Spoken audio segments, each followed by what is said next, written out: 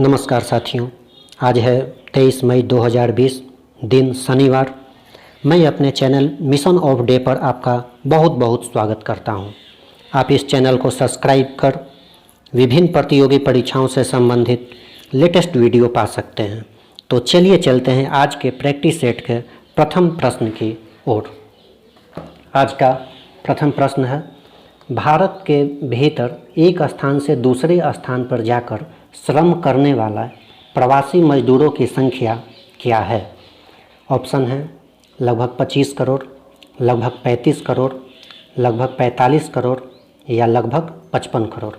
तो इस प्रश्न का सही उत्तर है लगभग 45 करोड़।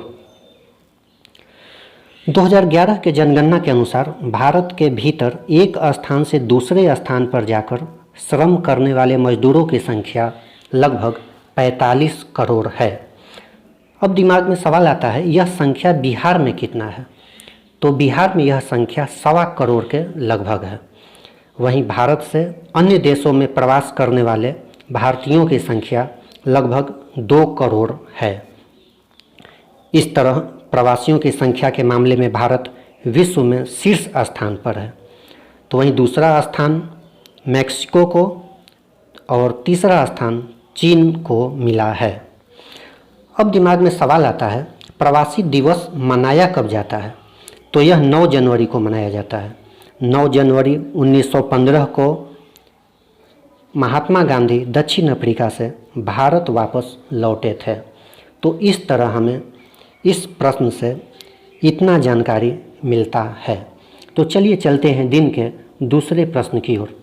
दूसरा प्रश्न है, भारत स्वास्थ्य क्षेत्र में अपने जीडीपी का कितना % खर्च करता है? ऑप्शन है 1%, 1.5%, 2% या 2.5%। तो इस प्रश्न का सही उत्तर है 1.5%। वहीं चीन अपने स्वास्थ्य क्षेत्र में जीडीपी का 3.2%, भूटान 2.5%, मालदीव 3.4% और श्रीलंका 1.6% खर्च करता है। यही कारण रहा होगा कि हाल में WHO ने 188 देशों के स्वास्थ्य सूचकांक में भारत को 143वां स्थान दिया है। चलिए चलते हैं दिन के तीसरे प्रश्न की ओर। तीसरा प्रश्न है, मधेपुरा में बने 12,000 HP के इलेक्ट्रिक इंजन किस विदेशी कंपनी का सहयोग से बना है? ऑप्शन है एलिकॉन, एलेस्ट्रॉम, मैकेनली या लार्सन। तो इस प्रश्न का सही ऑप्शन है एलेस्ट्रॉम, ऑप्शन बी। यह एक फ्रांसीसी कंपनी है। यह इंजन 6000 टन भार उठाने में सक्षम है। हाल में चले इस प्रकार के एक इंजन ने 118 माल डिब्बा लेकर चला। हमें यह जानना भी आवश्यक है कि इस लोकोमोटिव का निर्माण भारत व फ्रांस के संयुक्त उद्यम के रूप में किया गया है, जिसमें भारत की हिस्सेदारी 74% व फ्रांस की हिस्सेदारी 26% है। चलिए चलते हैं दिन के चौथे प्रश्न की ओर।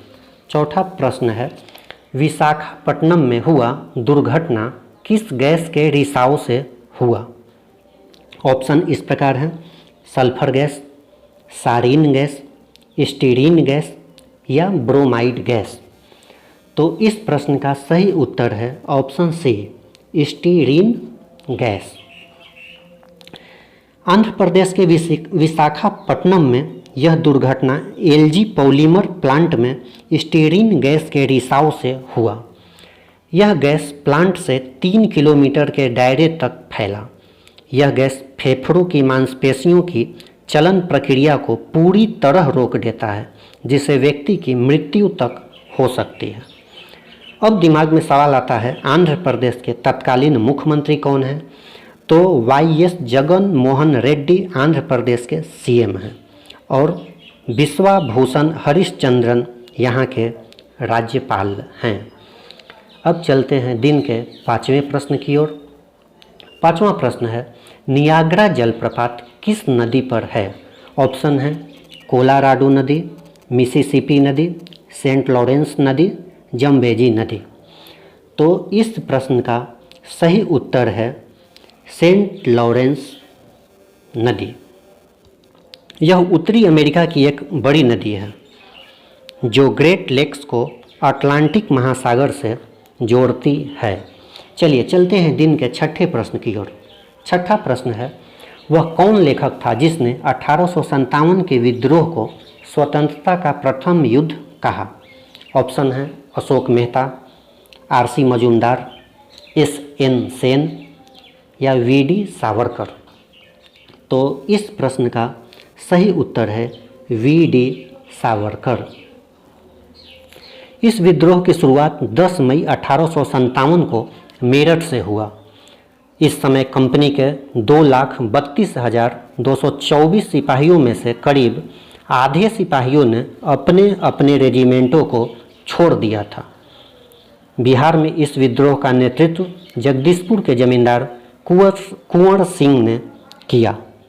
चलिए चलते हैं दिन के सातवें प्रश्न की ओर। सातवां प्रश्न है, केंद्र द्वारा घोषित 20 लाख करोड़ के राहत पैकेज देश के जीडीपी का कितना प्रतिशत है? ऑप्शन है 5%, 10%, 15% या 20%। तो इस प्रश्न का सही उत्तर ऑप्शन बी है 10%। जीडीपी यानी ग्रॉस डोमेस्टिक प्रोडक्ट यानी सकल घरेलू उत्पाद भारत की कुल जीडीपी 2018 के अनुसार 2.719 ट्रिलियन अमेरिकी डॉलर है और इसका 10% लगभग 20 लाख करोड़ रुपया हुआ। वर्तमान में भारतीय अर्थव्यवस्था विश्व की तीसरी सबसे बड़ी अर्थव्यवस्था है। तो दिमाग में सवाल आता है पहले स्थान पर कौन है? तो पहले स्थान पर अमेरिका 19.485 ट्रिलियन डॉलर के साथ है। वहीं चीन 12.238 ट्रिलियन डॉलर के साथ दूसरे स्थान पर है।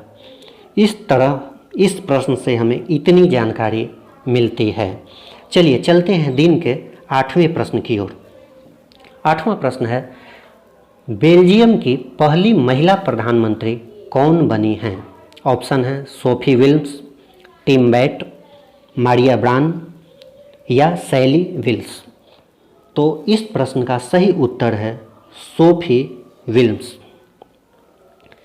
बेल्जियम उत्तर पश्चिमी यूरोप का एक देश है जिसकी राजधानी ब्रुसेल्स है। चलिए चलते हैं दिन के नौवें प्रश्न की ओर। नौवां प्रश्न है, हड़प्पा किस नदी के किनारे स्थित था? ऑप्शन है सिंधु नदी, भोगवा नदी, सतलज नदी या रावी नदी। तो इस प्रश्न का सही उत्तर है रावी नदी। हड़प्पा सभ्यता को सिंधु सभ्यता के नाम से भी जाना जाता है जो रावी नदी के किनारे स्थित था। वहीं भोगवा नदी के किनारे लोथल स्थित है, सतलज नदी के किनारे रोपर स्थित है और सिंधु नदी के किनारे मोहनजोदड़ो स्थित था। चलिए चलते हैं दिन के 10वें प्रश्न की ओर। 10वां प्रश्न है, 1947 में भारतीय राष्ट्रीय कांग्रेस के अध्यक्ष कौन थे? ऑप्शन है जे.बी. कृपलानी, सी राजगोपालाचारी, लॉर्ड माउंटबेटन या जवाहरलाल नेहरू। तो इस प्रश्न का सही उत्तर है जे.बी. कृपलानी। जे.बी. कृपलानी यानी जीवट राम भगवान दास कृपलानी भारत की आज़ादी के समय यही कांग्रेस के अध्यक्ष थे। आज़ादी के बाद जब भावी प्रधानमंत्री का मतदान हुआ तो सरदार पटेल के बाद सबसे अधिक मत इन्हें ही मिला था, परंतु महात्मा गांधी के कहने पर सरदार पटेल व आचार्य कृपलानी ने अपना नाम वापस ले लिया और जवाहरलाल नेहरू देश के प्रथम प्रधानमंत्री बने। चलिए चलते हैं दिन के 11वें प्रश्न की ओर। 11वां प्रश्न है, पीपीई किट बनाने वाला विश्व का दूसरा सबसे बड़ा देश कौन बना है? ऑप्शन है चीन, अमेरिका, भारत या रूस। तो इस प्रश्न का सही उत्तर अपना देश भारत है। वहीं प्रथम स्थान पर चीन है। अब दिमाग में सवाल आता है पीपीई किट क्या है? पीपीई किट यानी पर्सनल प्रोटेक्शन इक्विपमेंट्स, यानी एक ऐसा सामान जिसके द्वारा संक्रमण से खुद को बचाया जा सके, वो पीपीई किट है। इसके अंतर्गत mask, gloves, gown, apron, face protector, face shield, special helmet, eye protector, goggles, head cover, shoe cover इत्यादि को रखा जा सकता है। इसका ज़्यादातर इस्तेमाल नर्स, कंपाउंडर व डॉक्टर करते हैं, जबकि आम लोग ज़्यादातर मास्क और सैनिटाइजर का ही प्रयोग करते हैं। चलिए चलते हैं दिन के 12वें प्रश्न की ओर। 12वां प्रश्न है, नाबार्ड का नया अध्यक्ष किसे बनाया गया है? ऑप्शन है राहुल त्यागी, विक्रम सचदेवा, गोविंदा राजुलू चिंतला या प्रकाश महादेवा। तो इस प्रश्न का सही उत्तर ऑप्शन सी गोविंदा राजुलू चिंतला है। नाबार्ड यानी national bank for agriculture and rural development, यानी राष्ट्रीय कृषि और ग्रामीण विकास बैंक। इस बैंक का स्थापना ग्रामीण क्षेत्रों के विकास के लिए शिवरामन कमेटी की सिफारिशों पर 12 जुलाई 1982 को किया गया था। चलिए चलते हैं दिन के 13वें प्रश्न की ओर। 13वां प्रश्न है, बाउल कहाँ का संगीत है? ऑप्शन है केरल, पश्चिम बंगाल, कर्नाटक या बिहार। तो इस प्रश्न का सही उत्तर है पश्चिम बंगाल। यह बंगाल का प्रसिद्ध आध्यात्मिक लोकगीत है। चलिए चलते हैं दिन के 14वें प्रश्न की ओर। 14वां प्रश्न है, ऑपरेशन धनुष कौन चलाया है? ऑप्शन है बीएसएनएल द्वारा, एयर इंडिया द्वारा, भारतीय रेलवे द्वारा या नौसेना द्वारा। तो इस प्रश्न का सही उत्तर है भारतीय रेलवे द्वारा। यह भारतीय रेलवे द्वारा ई टिकटिंग में दलाली को रोकने के लिए शुरू किया गया एक अभियान है। चलिए चलते हैं दिन के 15वें और अंतिम प्रश्न की ओर। यह प्रश्न है, आरबीआई ने 22 मई 2020 को रेपो रेट में कितने प्रतिशत का कटौती का घोषणा किया है?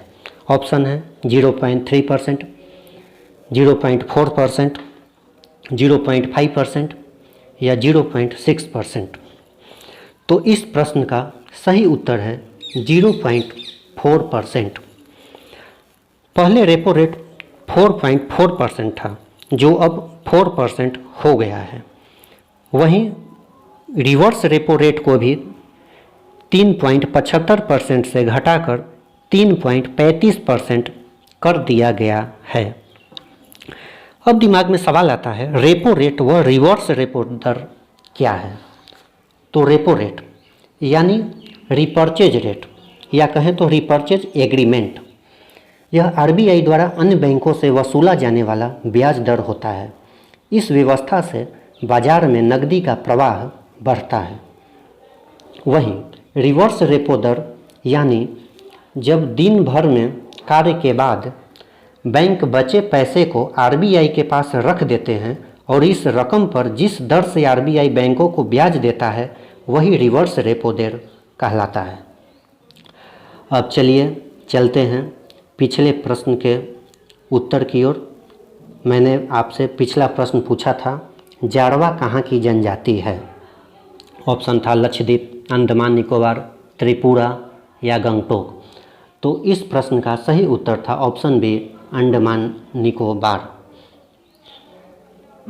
अब चलते हैं आज के सवाल की ओर। आज का सवाल है, वुहान डायरी पुस्तक के लेखक कौन हैं? ऑप्शन है फांग फांग, चू फांग, निकी यांग। तो इस प्रश्न का आप उत्तर हमारे कमेंट बॉक्स में दीजिएगा। इसी के साथ आज का प्रश्न सेट समाप्त हुआ। यदि आपने 15 प्रश्नों में से 12 प्रश्नों का उत्तर दिया है तो निश्चित ही आपकी तैयारी बेहतर है। यदि 10 प्रश्नों का उत्तर दिया है आपकी तैयारी तो भी औसत मानी जाएगी। निरंतर अभ्यास से निश्चित ही आपकी सफलता दर बढ़ेगी। एक और नए प्रश्न सेट के साथ जल्द ही हाजिर होंगे। तब तक के लिए गुड डे।